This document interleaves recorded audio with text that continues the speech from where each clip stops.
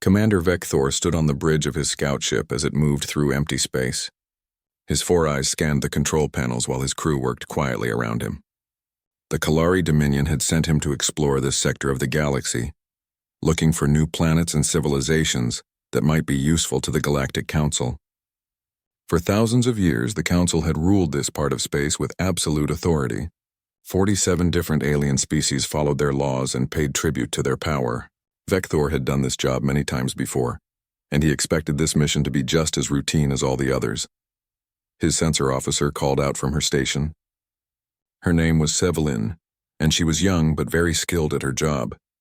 She reported unusual energy readings coming from the third planet in a nearby star system.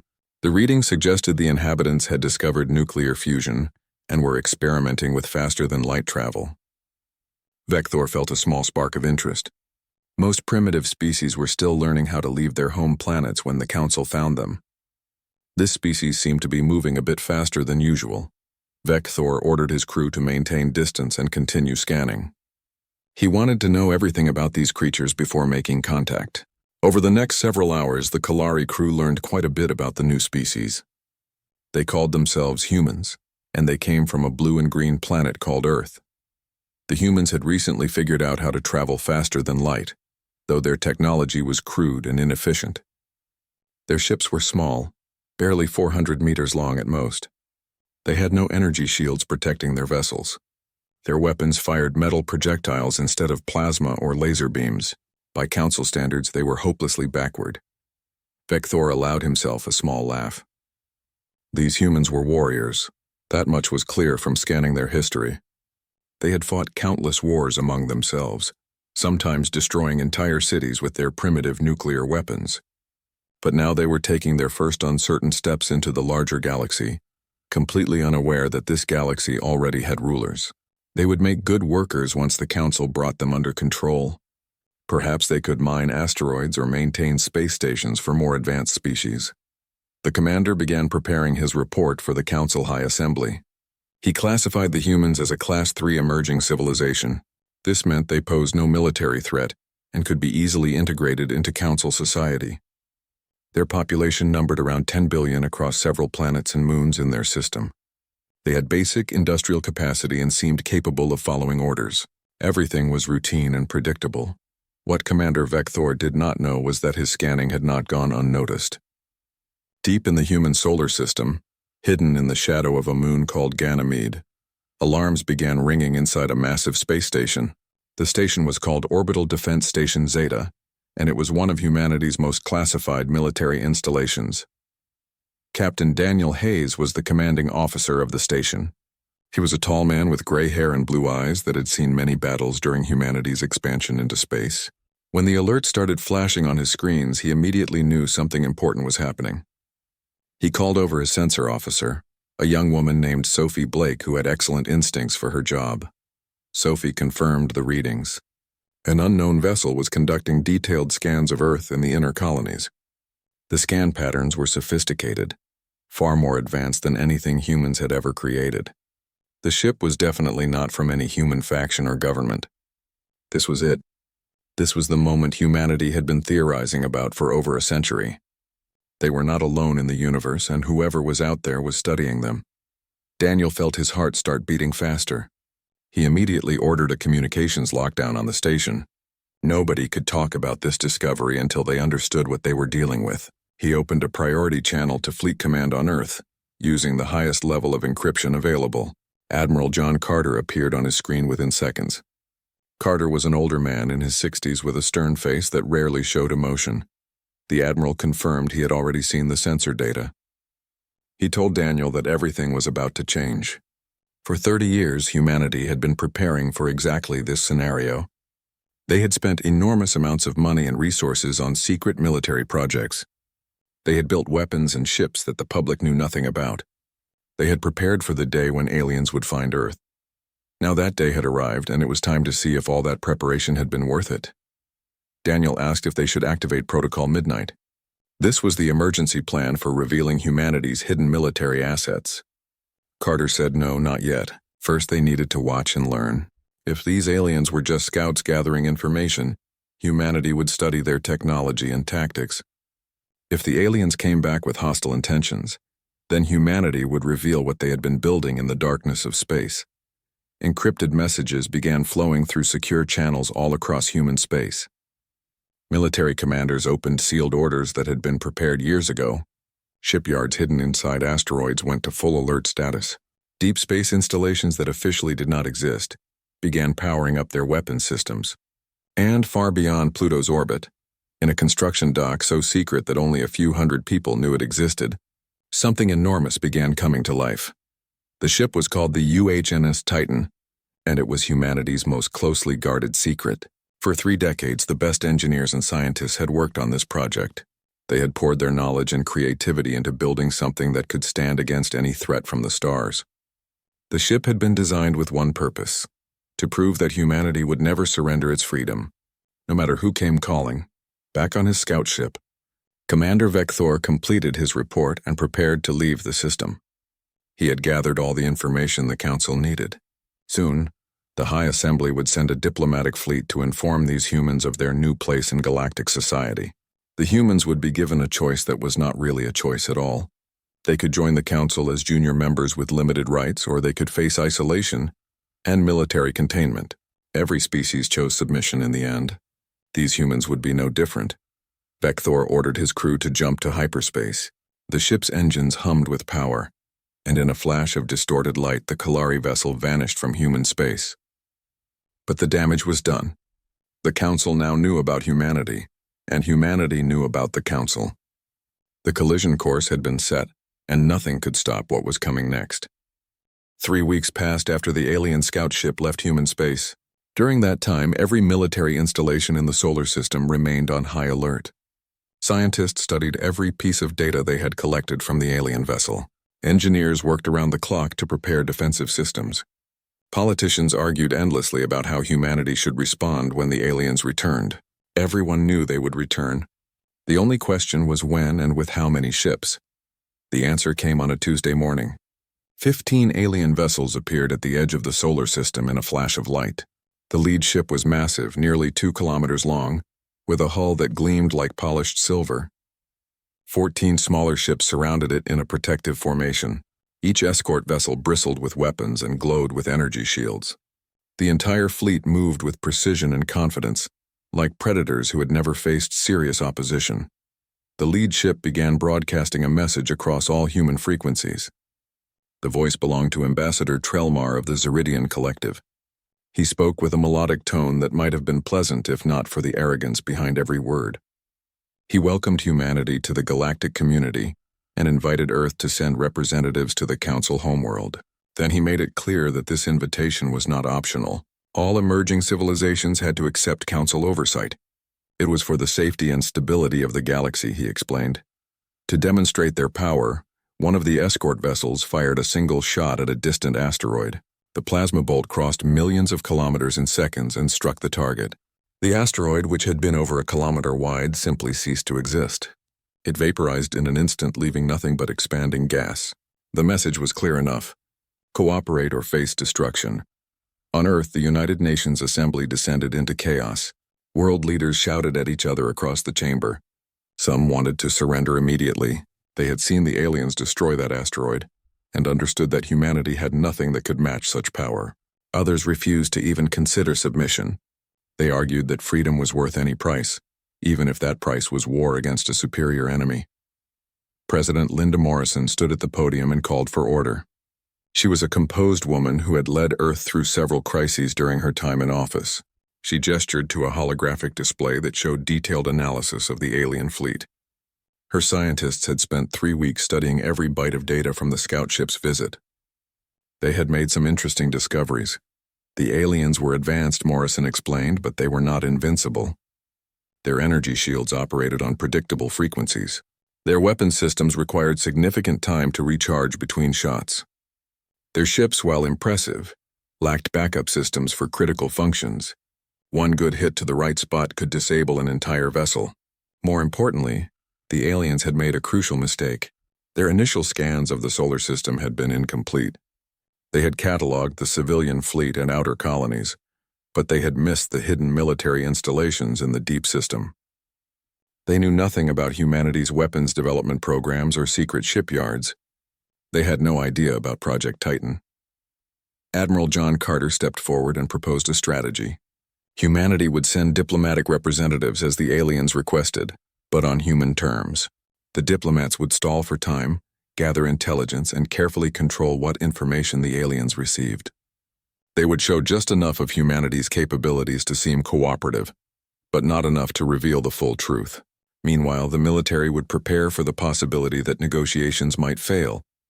The debate continued for hours, but eventually the government reached a decision. Humanity would engage with the Council, but from a position of careful control and hidden strength.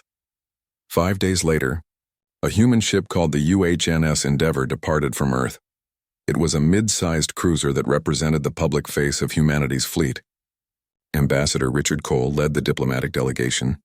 He was an experienced negotiator known for staying calm under extreme pressure. His military advisor was Commander Lisa Grant, a tactical genius who had helped design many of Earth's defensive strategies. The Endeavour approached the Council fleet slowly. Richard stood on the bridge in his formal suit, preparing himself mentally for what was coming. Lisa reviewed tactical data on a datapad, already analyzing potential weaknesses in the alien formation. When the communications officer announced an incoming transmission, Richard took a deep breath and ordered the channel opened. Ambassador Trelmar appeared on the view screen. He was humanoid but covered in scales that shifted colors as he spoke. His eyes were large and insect-like. He welcomed Richard with false warmth and expressed pleasure that humanity had chosen wisdom over defiance. He explained that the human delegation would accompany the Council fleet to their homeworld, where the terms of Earth's integration would be formalized. Richard smiled politely, but his eyes remained cold. He thanked the ambassador for the invitation but made a critical clarification. Humanity was here to establish diplomatic relations, not to accept predetermined terms. Humans believed in mutual respect between sovereign peoples. They would not simply accept whatever conditions the Council dictated. There was a long pause. Trelmar's scales changed colors in a way that suggested irritation. He explained that Richard seemed to misunderstand the situation. The Council did not negotiate with emerging species. Earth would accept the Council's terms or face isolation and eventual subjugation. Those were the only two options available. Lisa leaned forward and spoke with deadly calm. She suggested that perhaps Trelmar misunderstood humanity's position. Earth had reviewed the Council's offer carefully and found it completely unacceptable. Humanity would not surrender sovereignty. Humans would not limit their technological development. They would not submit to external authority. If the Council wanted peaceful relations with Earth, they could discuss terms as equals. If not, then there was nothing further to discuss. The tension was thick enough to cut. Trelmar's scales flushed deep crimson, which the translation software identified as extreme anger among his species. He asked if humanity dared to threaten the Galactic Council. He reminded them that humans had existed in space for mere decades while the Council had maintained order for millennia.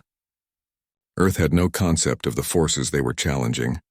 Richard's smile never wavered. He replied that humanity understood perfectly. The question was whether the Council understood what they were dealing with. Humans had faced extinction multiple times throughout their history. Ice ages, world wars, pandemic diseases. They had survived everything by refusing to surrender. He suggested the ambassador take that information back to his superiors and consider it very carefully. Richard nodded to the communications officer. The transmission ended abruptly, leaving the Council ship in shocked silence. Lisa looked at Richard with mixed admiration and concern. She commented that the meeting had gone about as well as expected. Richard agreed grimly. Now came the hard part. They needed to buy time for Earth to prepare. He ordered the ship to return home at maximum speed. He also sent an encrypted message to Admiral Carter using a code phrase that would activate humanity's most secret protocols. Protocol Midnight was now in effect. The message reached Earth within minutes. Across human space, military commanders opened sealed orders. Defense platforms moved into optimal firing positions. Missile batteries hidden inside asteroids armed their warheads. Colonial fleet vessels recalled to defensive formations. And far beyond Pluto in that secret construction dock, the final preparations began. The UHNS Titan was waking up. And soon the Galactic Council would learn that humanity had been preparing for this confrontation for 30 years. They would discover that the primitive species they intended to subjugate had built something capable of challenging their entire fleet. The Council had made their demands and issued their threats.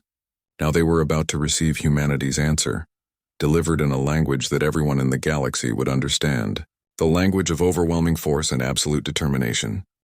The news of humanity's defiance reached the Galactic Council High Assembly within hours. The reaction was immediate and explosive. Ambassador Trelmar's report sparked outrage among the council members, particularly those who had never faced opposition in their entire careers. The assembly chamber filled with angry voices from dozens of different species, all demanding action against the insolent humans. Chancellor Vornak of the Crethean Empire was the most vocal. He was an insectoid creature who stood nearly 3 meters tall, covered in black armor-like skin that reflected the lights of the chamber. He slammed his massive claw against the council table hard enough to crack the reinforced surface. His translated voice boomed through the hall as he declared that this insult could not be tolerated. For 12,000 cycles, no species had refused the council's invitation. If they allowed these humans to defy them, it would encourage others to do the same. The council must respond with overwhelming force. High Counselor Zelnara of the Luminari tried to offer a more moderate approach. The Luminari were beings of pure energy who maintained humanoid shapes through advanced technology. Zelnara's glowing form flickered as she suggested that perhaps the humans were simply ignorant of galactic customs. They were young and impulsive. The council should send a larger fleet and make another demonstration of power. Once the humans truly understood what they faced, they would see reason. Vornak made a dismissive clicking sound with his mandibles. He accused Zelnara of coddling the humans. He had reviewed Earth's history extensively. These creatures were warriors who had spent their entire existence fighting among themselves. They had created weapons capable of destroying their own planet and yet continued to wage wars. They would not submit through gentle persuasion. Only force would make them understand their place. The debate raged on for many hours. Some council members argued for economic sanctions. Others suggested a blockade of human space. A few even proposed immediate military invasion. The chamber filled with competing proposals and counter-arguments. Finally, after exhaustive discussion, the council reached a consensus. They would send a battle fleet to the human system. This fleet would deliver one final ultimatum, and if humanity refused again, the council would demonstrate the consequences of defying galactic authority. The fleet would be commanded by War Master Krextool, a veteran Crethean officer who had successfully subjugated 17 different species during his long military career. He had never failed a mission. Vornak declared that they would assemble the 3rd Enforcement Fleet for this operation. 40 warships should be more than sufficient to handle a primitive species with no energy shields and only kinetic weapons. The mere sight of such overwhelming force would surely break human resistance. Not everyone in the council agreed with this approach. Counselor Velmora of the Sylvani Confederation was a plant-based species known for exceptional wisdom and patience. As the assembly adjourned, she spoke quietly to Zelnara, expressing her concerns. She feared they were making a grave error. They knew almost nothing about these humans beyond superficial scans. What if the humans were hiding something important? Zelnara's energy form flickered thoughtfully. She pointed out that their scans had been quite thorough. The humans possessed nothing that could threaten even a single council cruiser. Their largest warship was barely 400 meters long. Their technology was centuries behind council standards. Velmora remained unconvinced. She explained that in her many cycles of life she had learned an important lesson. The most dangerous species were not those with the most obvious strength, but those with the most to lose and the strongest will to fight for survival. These humans reminded her of another species the council had encountered long ago, before Zelnara's time. The council had underestimated that species as well. Zelnara asked what had happened to that ancient species. Velmora's expression grew somber. The species had been annihilated eventually, but they had taken 7 council worlds with them before the end. She hoped desperately that they were not about to repeat that terrible mistake. Meanwhile, in the human solar system, preparations for war continued at a frantic pace. Admiral Carter stood in the command center of Orbital Defense Station Alpha, a massive military facility hidden within Saturn's rings. Around him, Holographic displays showed the intense activity occurring throughout human space. Defense platforms moved into carefully calculated positions. Missile batteries hidden inside asteroids armed their nuclear warheads. The colonial fleet vessels returned to defensive formations around critical installations. Most importantly, the final preparations for the UHNS Titan entered their last phase. Carter called for a status report. Captain Jennifer Wells, his chief of staff, consulted her displays and provided the latest information. All defensive installations had reached full combat readiness. Civilian populations were being evacuated from vulnerable colonies to fortified positions deeper in the system. Intelligence networks had confirmed that the Council was assembling a fleet of approximately 40 vessels. The invasion force would likely arrive within days. Carter asked about the Titan specifically. Jennifer reported that Captain Andrew Mitchell had confirmed the ship was 96% operational. They were running final system checks on the main weapons and power distribution networks. Mitchell said they could launch within 12 hours if necessary. Carter nodded slowly, his experienced mind running through countless scenarios and possibilities. He asked about the secondary plan, the backup strategy if the Titan alone proved insufficient. Jennifer confirmed that 2 other classified ships, the Prometheus and the Valkyrie, were standing by in the Kuiper Belt as planned. If they needed to implement Protocol Ragnarok, the Doomsday Contingency, those ships were ready. Carter said quietly that he hoped it would not come to that. Protocol Ragnarok involved tactics that would cost millions of lives on both sides. It was the option of last resort, the plan they would only use if humanity faced total extinction. He turned to face the holographic star map that dominated the center of the command room. The Sol system looked so small and fragile, surrounded by the vast emptiness of space. Beyond that void lay the Council with their thousands of ships and their millions of warriors. By any reasonable calculation, humanity should surrender. The smart choice was to accept subjugation and hope for better treatment in the future. But Carter had learned something during his long military career. Sometimes the smart choice was not the right choice. Sometimes you had to fight even when victory seemed impossible, because the alternative was losing everything that made life worth living. Freedom was worth any price, and humanity had always been willing to pay that price. He ordered his communications officer to open secure channels to all fleet commanders across human space.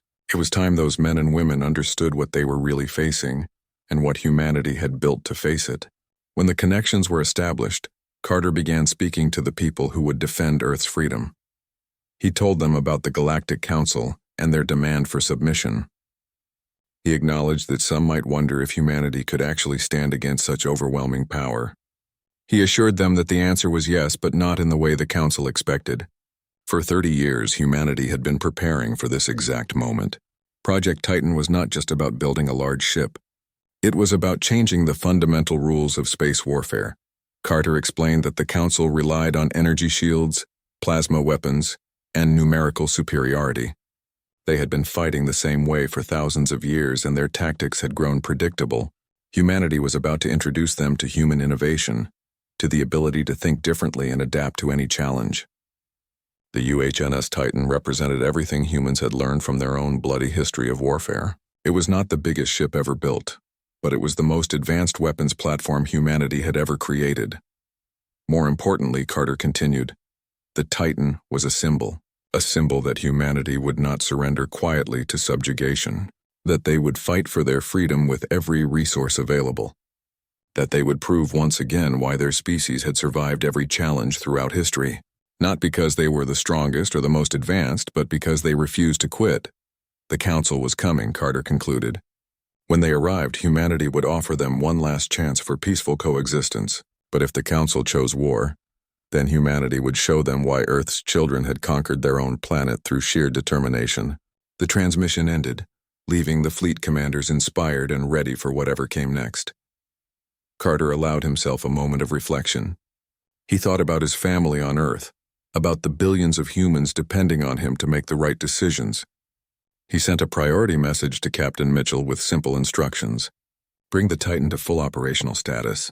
It was time to unveil humanity's greatest achievement and its most desperate gamble.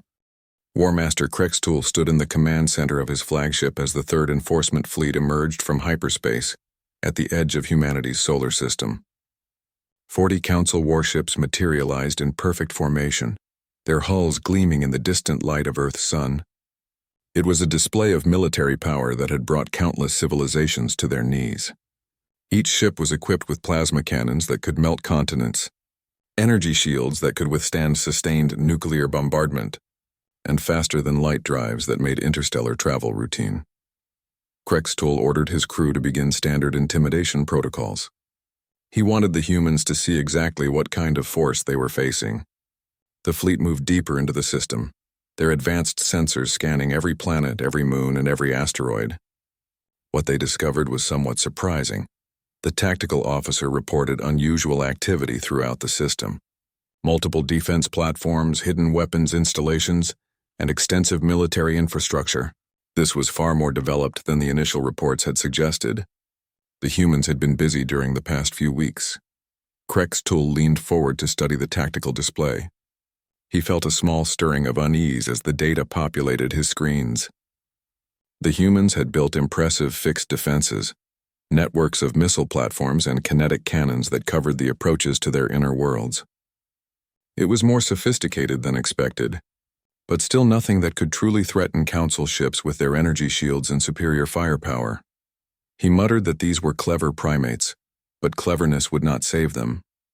He ordered his communications officer to broadcast the ultimatum across all frequencies. His translated voice carried the full weight of Council authority as he addressed the humans. He identified himself and his fleet, then explained that humanity had been given the honor of joining galactic civilization, yet they had responded with defiance and arrogance. This behavior would end immediately.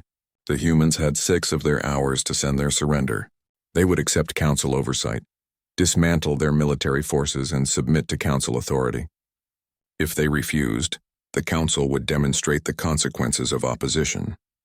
The choice was simple: submit or be destroyed. At Orbital Defense Station Alpha, Admiral Carter watched the alien fleet's arrival with a grim expression. Around him, his staff worked with practiced efficiency, coordinating defensive positions and updating tactical displays. Captain Wells reported that the Council ships were positioning themselves just outside effective range of the defense platforms. It was a standard siege formation. The aliens were confident. Carter replied that they had every reason to be confident. On paper, they outgunned humanity significantly. What they did not know was that humanity had no intention of fighting a conventional battle. He touched a control on his chair and opened a channel to Captain Andrew Mitchell aboard the Titan. Mitchell's voice came through immediately, calm and professional. The UHN's Titan was ready for deployment. All systems showed green status. They were standing by for orders. Carter took a deep breath. This was the moment that would define humanity's future one way or another. He gave the order to execute Protocol Midnight. He told Mitchell to bring the Titan forward and introduce humanity properly to the Galactic Council. Across human space, the response was immediate. Defense platforms powered up their weapons, missile batteries armed their payloads, and from a hidden construction dock beyond Pluto's orbit, something massive began to move. The UHNS Titan had been designed with a single purpose: to match or exceed any conceivable alien threat. At 8 kilometers in length, it dwarfed anything else humanity had ever constructed. But size was not its most impressive feature. The ship's hull was composed of adaptive armor plating, capable of dispersing energy weapons and absorbing kinetic impacts. Its power plant consisted of miniaturized fusion reactor arrays that produced energy output rivaling a small star. Its weapon systems represented 30 years of human engineering and creative thinking about how to defeat energy shields. Captain Mitchell stood on the Titan's bridge, a space so vast it could have contained a football field. Around him, over 300 officers and crew worked at their stations. Each person had been specifically trained for their role aboard humanity's most advanced warship. Mitchell ordered the navigation officer to set course for the Council fleet's position at best speed. He told communications to prepare to broadcast on all frequencies. Lieutenant Kevin Ross, the tactical officer, warned that the Council would detect them the moment they engaged the main drives. Mitchell replied that detection was exactly what he was counting on. The Titan's engines ignited, producing a gravitational signature that lit up every sensor in the solar system. The massive warship began accelerating, quickly building speed as it headed toward the inner system and the waiting Council fleet. Aboard the unyielding Judgment, alarms suddenly blared across the bridge. The tactical officer reported a massive energy signature in the outer system, his voice rising in alarm. Whatever was out there was generating power output comparable to their entire fleet combined. Krexatul felt his blood run cold. He ordered visual confirmation immediately. The main view screen shifted, and what appeared made even the veteran warrior pause. A ship of enormous size was emerging from the darkness of space. Its hull was angular and aggressive, covered in what appeared to be hundreds of weapon emplacements. Energy crackled across its surface as systems came online. At its bow, a massive spinal weapon charged with barely contained power. Someone on the bridge whispered an oath to their ancient gods. Krexatul barked an order for a tactical analysis immediately. He wanted to know everything about that ship. As his crew scrambled to comply, a transmission came through from the approaching vessel. The voice identified itself as Captain Mitchell of the United Human Navy ship Titan. He stated that the Council fleet had entered sovereign human space without permission and issued threats of violence against Earth's people. The Council had one opportunity to withdraw peacefully. If they did not, humanity would consider their presence an act of war. The Council had 60 seconds to respond. The transmission ended, leaving shocked silence across the Council flagship. Krexatul's mind raced frantically. How had they missed this enormous ship? How had a primitive species built something of this magnitude? The initial reports had said nothing about a vessel this size or this capability. His tactical officer completed the analysis. The vessel was approximately 8 kilometers in length. Power signatures indicated advanced fusion reactors, multiple weapon systems of unknown type, and what appeared to be layered armor rather than energy shields. It was unlike anything in Council databases. Krexatul forced confidence into his voice. He declared that specifications did not win wars. It was one ship against 40. Even if it was powerful, they could overwhelm it with concentrated fire. He ordered all ships to target the human vessel and prepare to engage on his mark. But even as he gave the order, Krexatul could not shake the feeling that they had made a terrible miscalculation. The humans had been quiet, letting the Council underestimate them completely. Now they were revealing their true capability at the moment of maximum impact. This was not the behavior of primitives. This was the strategy of experienced warriors. On Earth, President Morrison watched the unfolding situation on every available screen. The Crisis Command Center was filled with military and civilian leaders, all holding their breath. She asked Admiral Carter over the secure line if they were really doing this. Carter replied that the Council had given them no choice. Humanity had tried diplomacy and reason, but the Council viewed them as primitives to be controlled. If they backed down now, they would never be free. The Titan was built for this exact moment. Morrison nodded slowly and authorized Carter to defend Earth by any means necessary. In space, the 60 seconds expired. Captain Mitchell's voice echoed one final time across the void. He gave the Council fleet their final warning to withdraw or face the consequences. War Master Krexatul's response was to open fire. 40 plasma cannons lit up the darkness of space, and the first battle between humanity and the Galactic Council began. The first volley from the Council fleet was devastating by any conventional measure. 40 warships unleashed their plasma cannons simultaneously, sending brilliant streams of superheated matter racing across space toward the Titan. Each bolt carried enough energy to vaporize a small moon, and they were all aimed at a single target. The combined firepower would have destroyed any known vessel in the galaxy. Captain Mitchell watched the incoming fire on his tactical displays with intense focus. He ordered the helm to execute evasive pattern Delta 7. He told the point defense system to activate all batteries. He warned the armor sections to prepare for impact. The Titan rotated on its axis with surprising grace for something so massive. Maneuvering thrusters fired in precise sequences. The point defense system came alive. Thousands of small railgun turrets tracking and engaging the incoming plasma bolts. Many were successfully intercepted and detonated harmlessly in space, but several struck home against the hull. The impact was spectacular. Plasma energy splashed across the Titan's armor, the adaptive plating glowing white-hot as it dispersed the thermal energy across its entire surface. Damage alarms sounded in several sections throughout the ship, but the vessel held together. Its layered defense systems were doing exactly what they had been designed to do. Mitchell demanded a damage report. Lieutenant Ross reported hull integrity at 94%.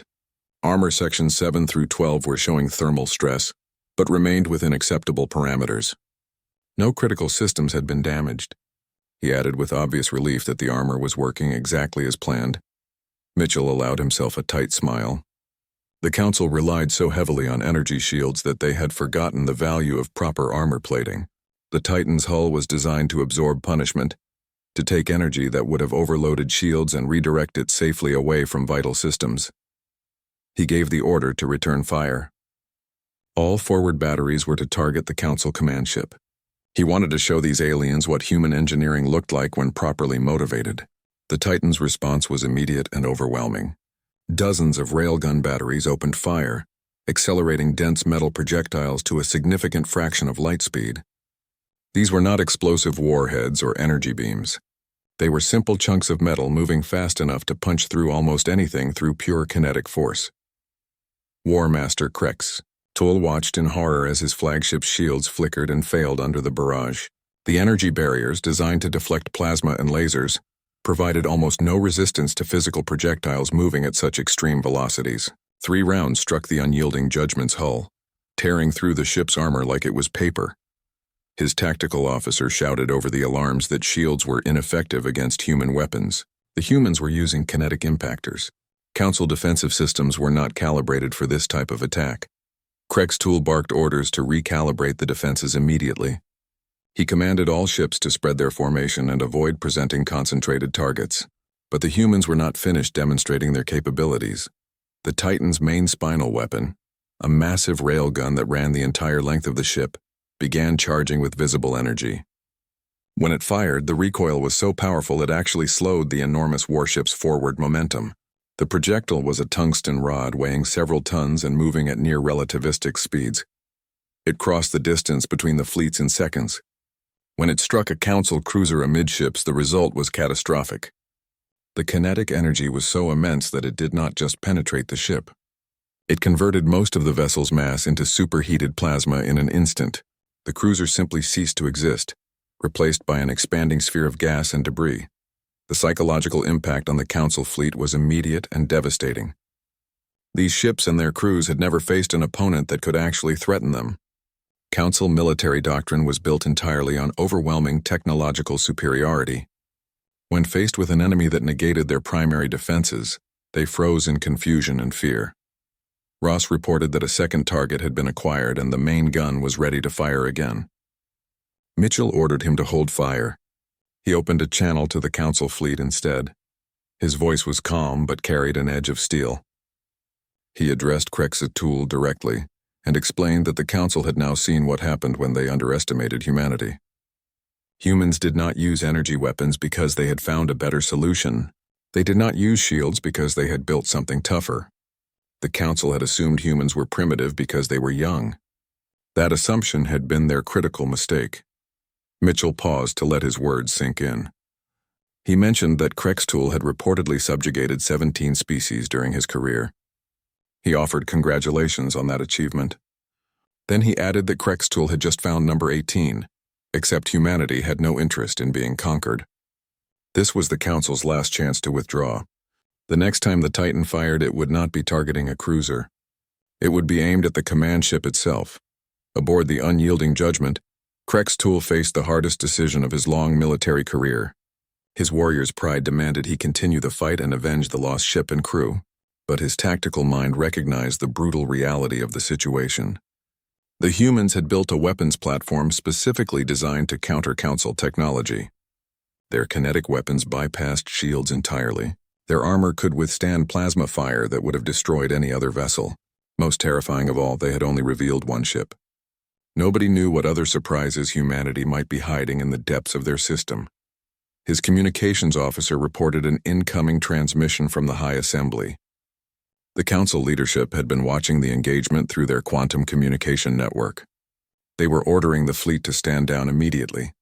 Krex Tool's mandibles clicked in frustration, but he acknowledged the order. The Council had seen their technological advantage evaporate in minutes. They needed time to reconsider their approach to these dangerous humans. He ordered all ships to cease fire and maintain defensive positions. Then he opened a direct channel to the Titan.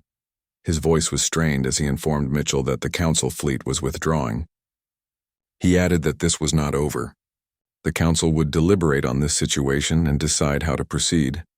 Mitchell replied that the Council was welcome to deliberate as much as they wanted, but they needed to do it outside human space. They had 1 hour to leave the system, or humanity would resume what he called target practice. The Council fleet began withdrawing, their formation ragged, and their confidence completely shattered. As they prepared to jump to hyperspace, every sensor remained focused on the massive human warship that had defeated them without even destroying more than 2 vessels. As the last Council ship vanished in a flash of distorted space-time, the Titan's bridge erupted in cheers. Officers hugged each other as decades of tension and fear released in a moment of pure triumph and relief. Mitchell allowed them their celebration for a few moments before raising his hand for silence. He congratulated everyone on their excellent work but reminded them to stay sharp. This had been just the opening move. The real challenge was starting now.